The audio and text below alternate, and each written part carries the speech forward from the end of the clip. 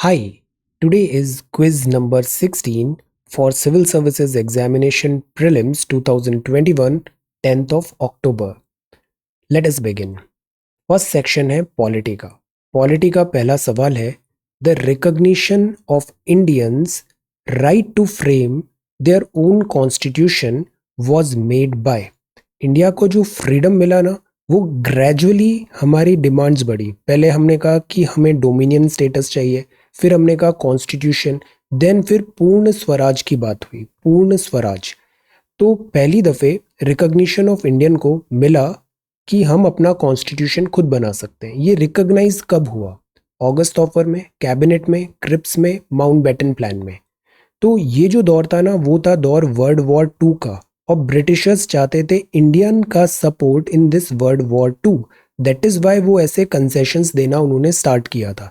इसका जो बिगनिंग था वो बिगनिंग था अगस्त ऑफर में। अगस्त ऑफर में पहली बार इंडियंस के लिए ये रिकॉग्नाइज किया कि वो अपना कॉन्स्टिट्यूशन खुद बना सकते हैं। उस टाइम पे वाइस रॉय थे लिनलिथगो, और अगस्त ऑफर इन्होंने ऑफर किया था 1940 में। इसमें प्रॉमिस था एक्सपेंशन होगा एग्जीक्यूटिव काउंसिल वाइस रॉय का, एडवाइजरी वॉर काउंसिल बनेगी, माइनॉरिटी ओपिनियन को फुल वेट मिलेगा, और रिकॉग्निशन होगा इंडियंस का to frame their own constitution. तो रिकॉग्निशन कब मिला? रिकॉग्निशन मिला अगस्त ऑफर में। ओके, नेक्स्ट दूसरा सवाल है consider the following statements. The constitution of India states that the directive principles of state policy are fundamental to the governance of the country. DPSP fundamental है to the governance of the country. Is it true? The Constitution of India imposes an obligation on the state to apply the directive principle of state policy in matters of legislation. So ये दो statements हैं, इन दोनों में से कौन से statements correct है? See, जो डीपीएसपी है ना, इससे बार बार ये सवाल आया है कि डीपीएसपी एनफोर्सिएबल बाय कोर्ट है या नहीं। तो डीपीएसपी के लिए अगर डीपीएसपी फॉलो नहीं हो रही है, you can not go to the court. जैसे फंडामेंटल राइट में आर्टिकल 32 है, डीपीएसपी में ऐसा नहीं है। तो कॉन्स्टिट्यूशन ऑफ इंडिया फिर भी ये बोलता है directive principle of state policy जो है ये गवर्नेंस में फंडामेंटल होना चाहिए, fundamental to the governance of the country. This is absolutely true. Constitution of India ये भी बोलता है, आर्टिकल में लिखा है कि ऑब्लिगेशन है स्टेट पे कि वो डीपीएसपी को कंसर्न करे, डीपीएसपी को फॉलो करे इन मैटर्स ऑफ लेजिस्लेशन। तो ये जो दोनों स्टेटमेंट्स है ना, ये लिखे हुए हैं कॉन्स्टिट्यूशन में। सो ये दोनों स्टेटमेंट्स एब्सोल्युटली ट्रू है। So the right option here is C. अगर हम आर्टिकल 37 को देखते हैं ना, तो आर्टिकल 37 में लिखा है कि डीपीएसपी पार्ट है ये, कि इसके जो प्रोविजंस हैं shall not be enforceable by any court. सवाल यहाँ से आता है, not enforceable by any court, but इसके आगे ये भी लिखा है but the principles therein laid down nevertheless fundamental in the governance of the country and it shall be the duty of state to apply these principles in making laws. Laws मतलब legislature. So that is why ये दोनों statements absolutely true है, article 37। Next again DPSP है, which of the following is are not directive principles of state policy as enshrined in the constitution of India. जहां not है, this is our habit, उसको ऐसे encircle करना है। तो कौन सी डीपीएसपी नॉट एनश्राइंड है इन the constitution of India? Pre legal aid, क्या ये कोई डीपीएसपी है? Prohibiting the slaughter of cows and calves and other milch and rot cattle's animals, क्या ये कोई डीपीएसपी है? Promoting women in management of industries, industry में management. Provision for early childhood care, separation of judiciary from legislature। तो ये 5 statements हैं, आपको ये बताना है इन पांचों में से डीपीएसपी कौन सी नहीं है, नॉट। ओके, तो जो फ्री लीगल एड है ये बाद में डीपीएसपी बन जाएगा। So this is true, free legal aid है। Prohibiting the slaughter of cows and calves and other milch and draught cattle, ये भी दिया हुआ है 48 में, तो this is also true. Promoting women in management of industry, तो ये जो 43A B बाद में आया, यहाँ प्रमोशन करना है मैनेजमेंट में, बट विमेन नहीं है, वहां पे वर्कर लिखा हुआ है, promotion of workers in management of industries, so this is wrong. Provision for early childhood care, ये आर्टिकल 45 में क्लियर वर्डेड में लिखा है, provision for early childhood care 45। Separation of judiciary from legislature, यहाँ लेजिस्लेचर नहीं है, separation of judiciary from executive है, this is not legislature, तो ये गलत हो गया। फिफ्थ गलत हो गया, थर्ड गलत हो गया, और पूछा क्या था गलत कौन कौन से हैं, so the right option is B 3 and 5। Okay, तो हर स्टेटमेंट को बहुत केयरफुली पढ़ना है, केयरफुली एवरी सिंगल वर्ड, जल्दबाजी नहीं करनी है। जैसे मैं आपको यहाँ बताता हूँ, read every word, every single sentence carefully and slowly. Next, right to education is inserted as part of the fundamental rights within. Right to education जो है ये एक फंडामेंटल राइट है, बाद में आया ये, बट ये कहाँ पर लिखा हुआ है, किस पार्ट में लिखा हुआ है? राइट टू फ्रीडम के अंदर है, राइट टू इक्वालिटी के अंदर है, कल्चरल एंड एजुकेशनल राइट्स के अंदर है, राइट अगेंस्ट एक्सप्लॉयटेशन के अंदर है।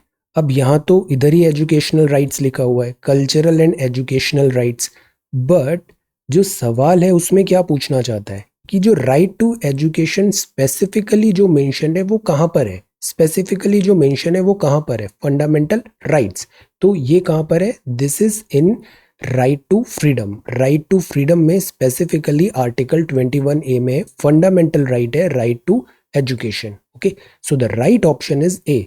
ऑप्शन वो करेक्ट होता है जो बेस्ट होता है among these 4 choices, so this is the best choice, right to freedom. All right, now this, which of the following is are the features of first past the post system? India में क्या चलता है, first past the post system, इसके features बताने हैं। Every constituency elects one representative, India delimitation commission constituency में divide करता है और हर कॉन्स्टिट्यूएंसी से एक इलेक्टेड रिप्रेजेंटेटिव आता है, ट्रू और फॉल्स? वोट्स करते हैं पार्टी को, वोटर्स जैसे इस पार्टी को वोट करना है, इस पार्टी को वोट करना है, इस पार्टी को, तो ऐसा चलता है क्या? Candidate who wins the election gets majority of votes, तो जिसको मेजोरिटी ऑफ वोट्स मिलेगा वो जीत जाएगा, gets majority of votes, majority of votes, majority of total vote यहाँ लिखना ज्यादा करेक्ट होगा, majority of total votes. So you have to tell इन तीनों में से करेक्ट ऑप्शन क्या है, फर्स्ट पास द पोस्ट। तो हर कॉन्स्टिट्यूएंसी से एक इलेक्टेड रिप्रेजेंटेटिव है, ट्रू। हमारे यहाँ ऐसा बोला जरूर जाता है कि ये ए पार्टी को वोट देना है, बी को देना है, सी को देना है, but first past the post में पार्टी को वोट नहीं दिया जाता है, फर्स्ट पास्ट द पोस्ट में जो कैंडिडेट है उसको वोट दिया जाता है, बजाय वो किसी भी पार्टी से। We select our candidate, we do not select our party, so voter votes for the party, गलत। ये जो है who wins the election gets majority of total votes होना चाहिए था, तो फर्स्ट पास द पोस्ट में ऐसा नहीं होता है। जैसे 100 है, एक को 20 मिला, दूसरे को 20, तीसरे को 20, एक को 19 और एक को 21, तो 100 में से जिसको 21 वोट मिले वो चुनाव जीत जाएगा, 100 में से केवल 21 में चुनाव जीत जाएगा, बिकॉज ये जो 21 है वो बाकी सबसे ज्यादा है, तो this is first pass the post. दूसरा सिस्टम होता है प्रोपोर्शनल सिस्टम इलेक्शन का, ये भी इंडिया में कुछ केसेस में यूज होता है, आप बताना कहां पर प्रोपोर्शन वोट होता है। So the right answer here is a. So this completes polity. अब ये ज्योग्राफी है, ये वर्ड काफी न्यूज में है अभी। एक है गोल्डन क्रेसेंट, दूसरा है golden triangle. Golden crescent is the name given to one of Asia's 2 principal areas of illicit opium production. तो एक तो गोल्डन क्रेसेंट हो गया और जो दूसरा है वो गोल्डन ट्रायंगल है, एशिया के 2 इलिसिट ओपियम प्रोडक्शन के ये जोन्स है। This space overlaps with Pakistan, Afghanistan, Iran में है ये, अफगान पाकिस्तान तुर्कमेनिस्तान में है, म्यांमार लाओस थाईलैंड में है, म्यांमार लाओस वियतनाम में है।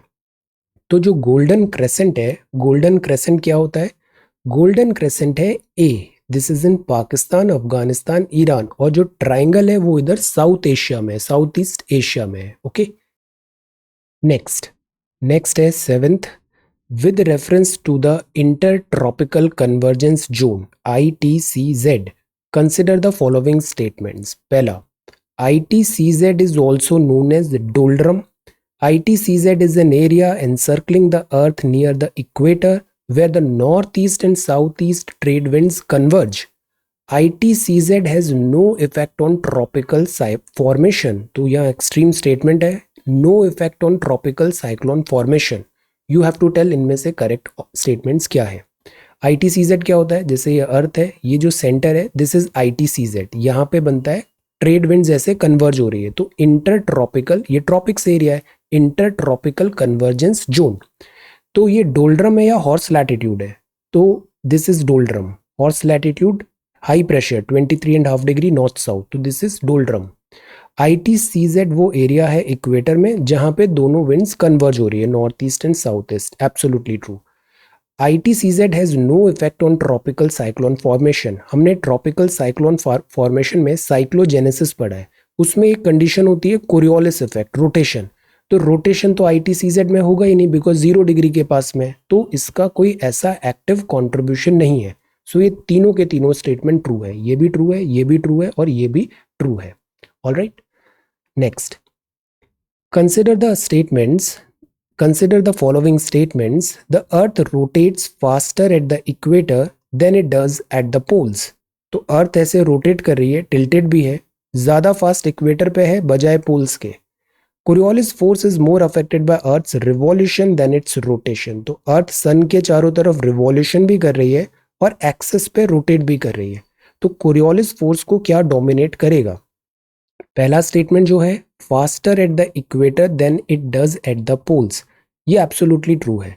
ये जैसे अर्थ है, ये इक्वेटर पे फास्टर लगेगा than poles. Coriolis force is more affected by earth's revolution than its rotation. अब यहाँ प्रॉब्लम है, this is not right, because rotation का इम्पैक्ट ज्यादा आता है बजाय रिवॉल्यूशन का. रिवॉल्यूशन सन डिस्टेंस बहुत है, रोटेशन का इम्पैक्ट इमीडिएट होता है, ज्यादा होता है. So the right option here is a. Alright, now look at this. जैसे ये अर्थ है, अर्थ हमारी ऐसे टिल्टेड है, तो ये ट्रॉपिक्स दिखे ना आपको, ऊपर आर्कटिक है, कैंसर और कैप्रिकॉन के बीच, दिस इज ट्रॉपिक्स, और इन दोनों का कन्वर्जेंस इक्वेटर पे हो रहा था, दैट इज ITCZ. अब जो अर्थ है वो ऐसा जियोइड शेप है और ऐसे घूम रहा है, तो जो इक्वेटर है ना, यहाँ फोर्स ज्यादा लग रहा है, ज्यादा स्पीड है बजाय this north and south pole पे. Okay, so this is A. Next question है, इस मैप को देखना है और आपको बताना है ये कहाँ का क्लाइमेट है, कौन सा क्लाइमेट जोन है. ट्रॉपिकल रेन फॉरेस्ट है, सवाना है, मेडिटेरेनियन है या नन ऑफ द अबव. तो देखिए, इसको देखिए, ये मैप देखिए. पहला जो है वो बताया है इस डेटा चार्ट में, पहला जो बताया है वो है दिस रेड मतलब टेम्परेचर, एवरेज, मैक्स और मिनिमम क्या है. तो 31-23, 31-24, 31 दिस. तो this is average temperature, maximum और मिनिमम अराउंड 30 प्लस माइनस चल रहा है ये, और थ्रू आउट द ईयर ऐसा बना हुआ है. जो प्रेसिपिटेशन देखें तो प्रेसिपिटेशन भी कभी भी ड्राई नहीं हो रहा है थ्रू आउट द ईयर. यहाँ पीक आया सीजन में, मिड में, और बाकी प्रेसिपिटेशन भी बना हुआ है. सो आपको बताना है ये कौन सा क्लाइमेट है. तो देखिए, टेम्परेचर मोर और लेस कांस्टेंट है, मतलब it has to be tropical. Equator के आसपास जो है यहाँ ट्रॉपिकल ही होगा, क्योंकि एक्सट्रीम में नहीं जा रहा है टेम्परेचर और 20-23 के ऊपर ही बना हुआ है, तो this has to be tropical. तो मेडिटेरेनियन गया. दूसरा, मेडिटेरेनियन में विंटर रेन होती है, कुछ टाइम पे ड्राई स्पेल आ जाता है, पानी ही नहीं गिर रहा है, तो ये मेडिटेरेनियन भी नहीं होगा. और पानी भी देखिए 15, 33, 56, 23. तो इक्वेटर में तो throughout the year heavy rains होता है, तो ये ट्रॉपिकल रेन फॉरेस्ट तो नहीं है. इतना पानी कम फिर ज्यादा ट्रॉपिकल में नहीं होगा. This is not tropical rain forest, this is not Mediterranean climate, this is tropical savanna. ये जो क्लाइमेट है वो ट्रॉपिकल सवाना है. कभी कम बारिश, फिर एक सीजन आएगा जिसमें बहुत बारिश होगी, 178, 15, और टेम्परेचर भी थ्रू आउट इतना बना हुआ है. So this zone is B मतलब tropical savanna. Alright, 10th, with reference to Mohorovičić discontinuity, consider the following statements. Discontinuity, कुछ ही दिन पहले न्यूज़पेपर वीडियो में बताया था Mohorovičić discontinuity. It is the boundary between the Earth's crust and the mantle. Earth layers में है, तो ये crust और mantle की बाउंड्री है. The depth of Mohorovičić discontinuity is higher under the oceanic crust than it is below continental crust. तो जो Mohorovičić continuity की डेप्थ है, जिस जोन पे है, वो हायर है ओशियनिक क्रस्ट में than it is below continental crust. तो आपको बताना है इन दोनों में से करेक्ट क्या है। तो सी, मोहरोविकिक डिसकंटिन्यूटी जो आती है वो क्रस्ट और मेंटल में आती है, this is absolutely true.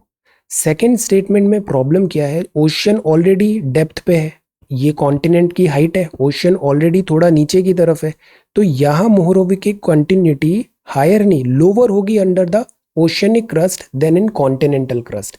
Continental crust में बहुत डीप में आ रहा है, यहाँ तो थोड़े डीप में ही आ जाएगी, तो लोअर होगा। सो the right option here is a. ये ट्रू है, ये गलत है। ओके, इसको मैंने टेलीग्राम पे शेयर किया है, एक बार फिर से आप देखना। ये कंटिन्यूटी पता होनी चाहिए। कोनार्ड डिसकंटिन्यूटी है अपर और लोअर क्रस्ट में, मोहो है क्रस्ट और मेंटल में, गुटनबर्ग है लोअर मेंटल और आउटर कोर में, लेहमन है आउटर और इनर कोर में, और रैपिटी है अपर और लोअर मेंटल में। ओके, स्ट्रेट फॉरवर्ड क्वेश्चंस आते हैं, गलत नहीं होने चाहिए। These all are discontinuity, core, mantle, crust, discontinuities in the layers of the earth. Have a look, telegram. So this completes geography. अब हम आते हैं हिस्ट्री में। Regarding the Indus Valley civilization, consider the following statements. It was predominantly a secular civilization and the religious element, though present, did not dominate the scene. पहला statement. During this period, cotton was used for manufacturing textiles in India. So you have to tell correct क्या है इनमें। तो ये जो civilisation थी यहाँ पे नेचर वर्शिप बहुत होता था, बट नेचर वर्शिप का मतलब ये नहीं है कि वो बहुत ज्यादा रिलीजियस हो गई थी। ये प्राइमरली एक सेक्युलर सिविलाइजेशन थी। प्रीवियस ईयर क्वेश्चन है ये, सेक्युलर सिविलाइजेशन थी बट इसमें रिलीजियस एलिमेंट भी था, नेचर वर्शिप, बट वो डोमिनेट नहीं करता था, तो ये ट्रू हुआ। कॉटन हिंडन इस टाइम पे ढूंढ लिया था इन्होंने, और ये टेक्सटाइल कपड़ा बनाते थे कॉटन से, मैन्युफैक्चरिंग। सो दोनों स्टेटमेंट यहाँ पे एब्सोल्युटली ट्रू है, बोथ 1 एंड 2। ये बताइए, which of the following movements was also known as Vande Mataram movement. Vande Mataram movement इनमें से किसको बोलते हैं? Civil disobedience movement, non cooperation movement, Swadeshi movement, quit India movement. तो वंदे मातरम मूवमेंट किसको बोलते हैं? Civil disobedience movement no, non cooperation no, Swadeshi. Swadeshi जब बंगाल का डिवीजन हुआ था उसी टाइम पे बंकिम चंद्र चट्टोपाध्याय जी ने वंदे मातरम गीत लिखा था, उस टाइम पे पॉपुलर हुआ था, तो ये जो मूवमेंट था उसको स्वदेशी मूवमेंट बोला जाता है, स्वदेशी movement, Vande Mataram. 13th, consider the following statements about Champaran Satyagraha. The Champaran Satyagraha of 1917 was the first satyagraha movement inspired by Gandhi in era. तो 1917 में चंपारण सत्याग्रह हुआ, तो ये पहला सत्याग्रह मूवमेंट था जो गांधी जी ने इंस्पायर किया था। Gandhi ji was persuaded by Rajendra Prasad ji to look into the problems of the indigo planters of Champaran. Gandhi ji की जो मेथड थी inquiry, method of inquiry Champaran में was based on surveys by the volunteer. तो गांधी जी डायरेक्ट कन्फ्रंटेशन नहीं करते थे, वो ब्रिटिशर्स लॉज रूल्स को देखकर उनके पॉलिसीज वगैरह में फॉल्ट निकालते थे और ब्रिटिशर्स के पॉलिसीज से ही ब्रिटिशर्स को डिफीट करते थे। तो इंक्वायरी थी उनकी। CAK, पहले चंपारण, फिर अहमदाबाद, फिर खेड़ा, ये 3 पहले होंगे। तो पहला जो स्टेटमेंट है वो ट्रू है, चंपारण फर्स्ट सत्याग्रह मूवमेंट था गांधी जी का 17 में। सेकेंड स्टेटमेंट गलत इसलिए है because this name is not right, this was not by Rajendra Prasad ji. Third statement भी एब्सोल्युटली ट्रू है, तो यहाँ करेक्ट ऑप्शन क्या होगा? करेक्ट ऑप्शन होगा 1 and 3 B, because Rajendra Prasad जी ने यहाँ पे जो गांधी जी को परसुएट किया था वो राजकुमार शुक्ला जी ने किया था। तो this is wrong, this is true and this is true.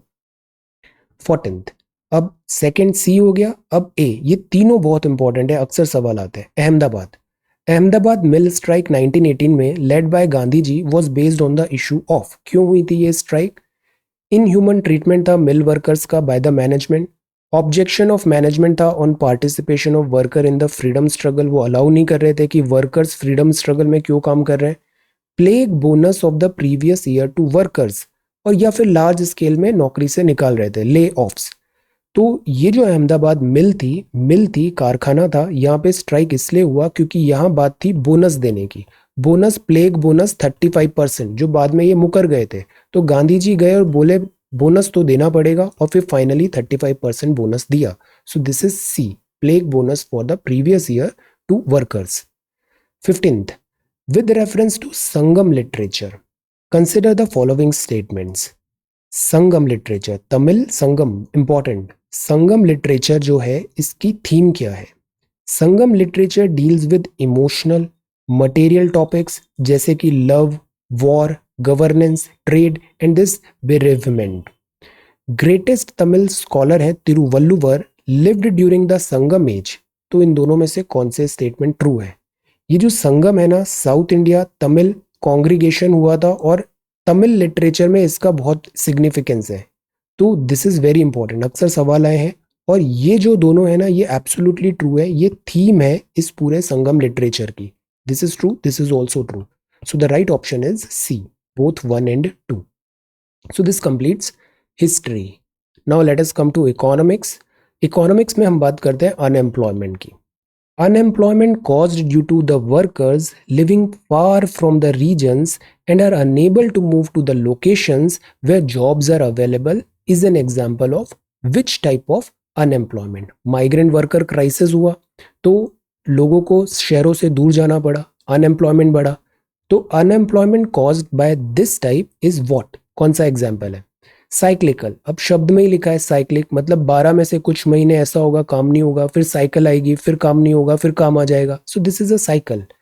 Frictional क्या होता है? ए पर्सन है, वो बी जॉब में स्विच करना है, तो बीच में नौकरी ढूंढ रहा है, कुछ कर रहा है, तो एक फ्रिक्शन आ रहा है, दैट इज स्विचिंग वगैरह में, दैट इज फ्रिक्शनल.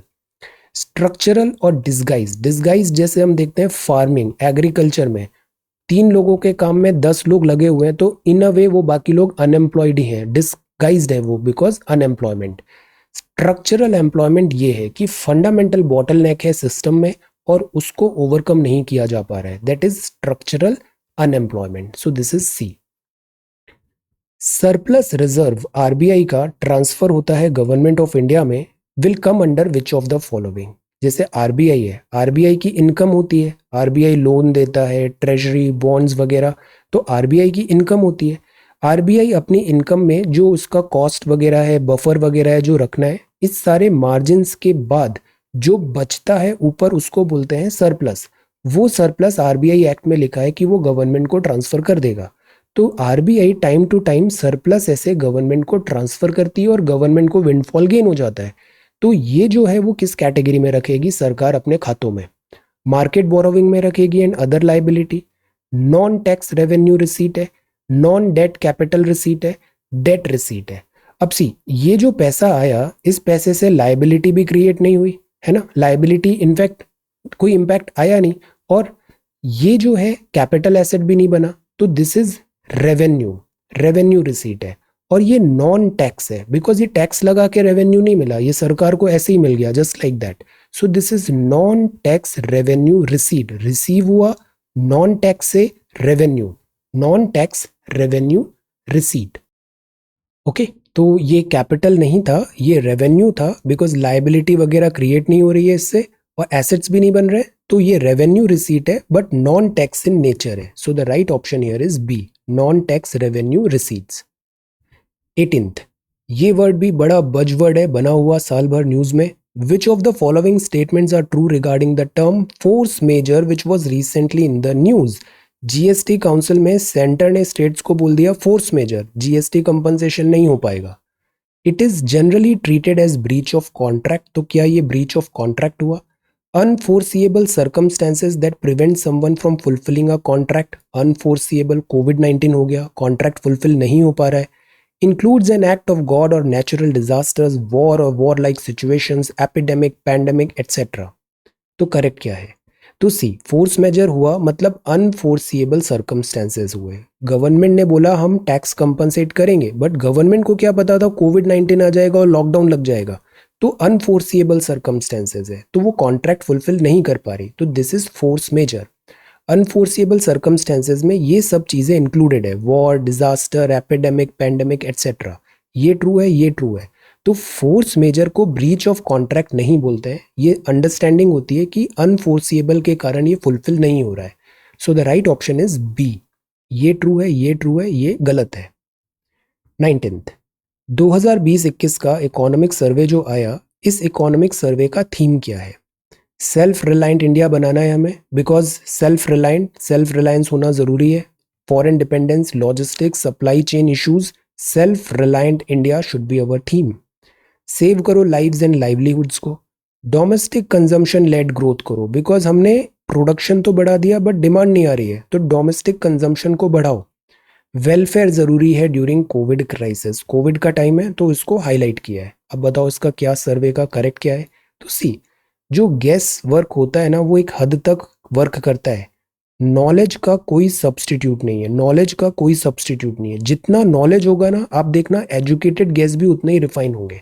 यहाँ पे यू शुड बी नोइंग कि this is saving lives and livelihoods. Economic survey का थीम है सेविंग लाइव्स. लाइव्स भी बचाना है और लाइवलीहुड भी बचाना है. So this is this. 20th. अब जैसे ये कीवर्ड है rent seeking. The term rent seeking refers to which of the following. Excessive rent collected by the owners because of rise in demand. Rent किराया, owners ज़्यादा किराया लेने लग गए बिकॉज डिमांड बढ़ गया, तो वो रेंट सीकिंग हो गया. Practice and manipulating public policy as a strategy to increase profits. Higher prices collected by business entities by forming cartels. Cartels बन गए, इनके ग्रुप बन गए और वो फिर मैनिपुलेट कर रहे हैं. Manipulating profit by inflation cost. Inflation बता दिया कि खर्चा इतना हो गया तो प्रॉफिट कुछ हुआ नहीं, तो वो बताएगा. प्रॉफिट नहीं बताएगा तो टैक्स नहीं देंगे. तो manipulating profits by inflating cost. Cost ज़्यादा है. तो रेंट सीकिंग क्या होता है. रेंट सीकिंग एक्चुअली एक तरीका है, सिस्टमेटिकली ये तरीका होता है, हाईली ऑर्गेनाइज्ड. इसमें क्या होता है, जो पब्लिक पॉलिसी होती है उस पब्लिक पॉलिसी को मैनिपुलेट किया जाता है. कोई पर्टिकुलर कंपनी जैसे रिन्यूएबल्स वगैरह में पब्लिक पॉलिसी को मैनिपुलेट करेगी ताकि उसके फायदे में वो पॉलिसी बने और उसको फायदा हो जाए. तो इसको बोला जाता है rent seeking. Rent seeking. Okay, next. So this completes economics. अब हम आते हैं करंट अफेयर्स में. Consider the following statement regarding Bharat net project. ये प्रोजेक्ट इसलिए भी ज़रूरी है बिकॉज लॉकडाउन वगैरह लगा, इंटरनेट पेनिट्रेशन बढ़ाना है. BharatNet. It will provide broadband connectivity to all the 2.5 lakh gram panchayat. Gram panchayat जो है 2.5 लाख ग्राम पंचायत है, यहाँ पे ब्रॉडबैंड कनेक्टिविटी होनी चाहिए. क्या इसका ऑब्जेक्टिव ये है. It is implemented through universal service obligation fund. तो एक फंड बनाया यूनिवर्सल सर्विस का और उससे इसको फंड किया जा रहा है भारत नेट को. तो करेक्ट ऑप्शन क्या होगा. ये जो ऑप्शन है ना, ये स्टेटमेंट है, ये ट्रू है. भारत नेट में 2.5 लाख ग्राम पंचायत को ब्रॉडबैंड कनेक्टिविटी कराना है, वॉर फुटिंग पे ये काम करना है. This is absolutely true. और इसका जो पैसा और खर्चा फंड आएगा वो यूनिवर्सल सर्विस ऑब्लिगेशन फंड, उसमें प्रोविजन रहेगा. सो यहाँ दोनों ट्रू है, ये भी ट्रू है, ये भी ट्रू है. यूएसओएफ क्या होता है. यूएसओएफ से एक पूल बनाएंगे, पैसा कलेक्ट कर रहे हैं, एक पूल बना रहे हैं. 5% एक लेवी लग रही है टेलीकॉम फंड ऑपरेटर्स में, उनके एडजस्टेड ग्रॉस रेवेन्यू में. अभी आज ही न्यूज में देखा, adjusted gross revenue, telecom spectrum use करते हैं, रेवेन्यू जनरेट करते हैं, एजीआर. तो ये जो यूएसओएफ है ना, ये एजीआर में लगता है. फंड डिपॉजिट होता है कंसोलिडेटेड फंड ऑफ इंडिया में और फिर ये अप्रूवल ऑफ इंडियन पार्लियामेंट से डिस्पैच होता है और हम हर पंचायत 2.5 लाख पंचायत में भारत नेट प्रोजेक्ट इंटरनेट लाते हैं, ब्रॉडबैंड. तो ये है यूएसओएफ और ये लिंक्ड है एजीआर से, याद रखना है, एडजस्टेड ग्रॉस रेवेन्यू टेलीकॉम. सो दोनों ट्रू है, बोथ 1 and 2. सर्कुलर इकोनॉमी से आप क्या समझते हो. What do you understand by the term circular economy. It refers to an industrial system जो रीस्टोरेटिव है या रीजनरेटिव है नेचर में. It refers to cyclic boom और रेसेशन इन इकोनॉमी. एक बार बूम आया फिर रेसेशन आया तो सर्कल कंप्लीट हो गया, बूम रेसेशन लाइक. ये it is refer to closed economy that primarily relies on internal trade, जैसे कि नॉर्थ कोरिया की इकोनॉमी हो गई. It is refer to closed economy, तो वो सर्कुलर हो गई. It refer to a system in which there is cyclic correlation between saving and investment. दोनों साइकिल चल रही है, सेविंग एंड इन्वेस्टमेंट. ये बोगस है, ये भी बोगस है. साइक्लिक बूम रेसेशन जैसी कोई चीज़ नहीं होती. सो होती है बट वो यहाँ लिंक्ड नहीं है. बूम्स and recession it depends. Circular economy जो है वो ये होती है, गो ग्रीन में हम बोल रहे हैं सर्कुलर इकोनॉमी की सारे जो पार्ट्स हैं वो लाइक रिसाइकल हो. वहां पे रिस्टोरेटिव हो, हर चीज हर इक्विपमेंट वापस उसी इकोनॉमी में आ जाए, वापस इकोनॉमी से बाहर हमें नया कार्बन फुटप्रिंट कम हो, सर्कुलर इकोनॉमी। वो इंडस्ट्रियल सिस्टम है जो रिस्टोरेटिव है और रीजनरेटिव है in nature so this is true. Okay, circular economy भी अभी बहुत इंपॉर्टेंट एक कीवर्ड बना हुआ है, सर्कुलर इकोनॉमी। डेमोग्राफिक डिविडेंड एक और वर्ड है जो बहुत यूज करते हैं इंडिया के कॉन्टेक्स्ट में। डेमोग्राफिक डिविडेंड, इसका मतलब क्या है, मायने क्या है? Estimated calculated in terms of which of the following. Demographic dividend related है पॉपुलेशन से, ये रिलेटेड है टोटल फर्टिलिटी रेट से, ये रिलेटेड है working age to non working age population के रेशो से, additional per capita income growth से। डिविडेंड कुछ फायदा हो रहा है, डेमोग्राफी मतलब जनसंख्या की एक पर्टिकुलर प्रपोजिशन के कारण, तो डेमोग्राफिक डिविडेंड ज्यादातर जनसंख्या अगर से वर्किंग ग्रुप में है ना, तो अगर 18 से कम है, काम नहीं कर रहे हैं, इनकम जनरेट नहीं हो रही, अगर सीनियर सिटीजन है तो वो भी इनकम नहीं जनरेट कर रहे हैं, तो अगर ज्यादातर लोग वर्किंग पॉपुलेशन में, तो इकोनॉमी को बूस्ट मिलता है बहुत। इंडिया का ये बहुत बड़ा एडेड एडवांटेज है, बट ये रियलाइज तब होगा जब अपन स्किल इंडिया करेंगे और एम्प्लॉयमेंट अपॉर्चुनिटी क्रिएट करेंगे। So this is about working age to non working age population ratio. India की स्ट्रेंथ है आज की डेट में demographic dividend. 24th, there has been increase in the prices of the food commodity within Indian economy। आज ही हमने देखा inflation is on rise, food जो है, फूड की प्राइस बहुत ज़्यादा हो गई है, फूड ऑयल वगैरह बढ़ गया है, फूड कमोडिटी का। तो ये किसको यहाँ पे इम्पैक्ट होगा? Headline inflation, core inflation. तो सेलेक्ट करना है करेक्ट कोड क्या है इनमें से, ABCD से। तो क्वेश्चन अच्छे से पढ़ना है। यहाँ लिखा है which of the following remains unaffected. Unaffected क्या रहेगा? अनअफेक्टेड फूड इन्फ्लेशन से। तो जो कोर इन्फ्लेशन होती है वो अनअफेक्टेड रहती है। वाई? बिकॉज कोर इन्फ्लेशन में फूड और फ्यूल काउंट नहीं होता, हेडलाइन CPI में फूड और फ्यूल काउंट होता है, तो this will remain unaffected. The right answer is B, 2 only. Mapping देखते हैं। Arrange the following places from west to east. ये है नॉर्थ, ये है south, this is west and this is east. Okay, तो west to east, Lebanon, Cyprus, Iraq and Jordan. तो you have to tell west to east. अब ये सब जो है ना वो इधर मेडिटेरेनियन इधर वाले एरिया है, वेस्ट एशिया है ये। तो यहाँ आपको बताना है इनमें वेस्ट टू ईस्ट। अब हमें ये पता है ये आइलैंड है ना, ये पता है आइलैंड है और मेडिटेरेनियन का है, तो मतलब ये सबसे इधर होगा, यहाँ पे दिस हो गया। इसके बाद हमें ये पता है इराक की जो ओपनिंग है ये कहाँ पे होती है? दिस गल्फ ऑफ पर्शिया में, तो इराक तो सबसे इधर होना चाहिए, तो इराक यहाँ पे हो गया, सिप्रस, इराक, तो दैट इज 2 और 3 कॉर्नर में होना चाहिए और you will get the answer. Okay, तो प्रश्न कई बार देखते ही गिव अप नहीं करना है, उसमें सब तिकड़म लगाना है, इधर से ऐसे नहीं तो वैसे, सोचो, फाइट करो उसको आंसर लाने के लिए, और नहीं तो भी 5 to 10 क्वेश्चंस होंगे जो इस तरीके से सॉल्व होंगे। ओके, इसीलिए प्रेजेंस ऑफ माइंड बहुत जरूरी है। So the right option is this 2 1 4 3। But knowledge का कोई सब्स्टिट्यूट भी नहीं होता है, तो ये इसका मैप है। देखिए ये यहाँ पर है मेडिटेरेनियन में, फिर ये देखिए लेबनान, पहले सीरिया, फिर लेबनान, और यहाँ पे Iraq, Cyprus, Syria, Lebanon, Iraq, Iraq यहाँ पे आ जाएगा। ओके, तो ऑप्शन से एलिमिनेट करना है और नॉलेज भी यूज करना है, दोनों simultaneously. Alright, so this completes 25 questions in around 25-30 minute. Score कैसा हुआ? Tell. So thank you so much for watching this video. Take care, study well and be safe.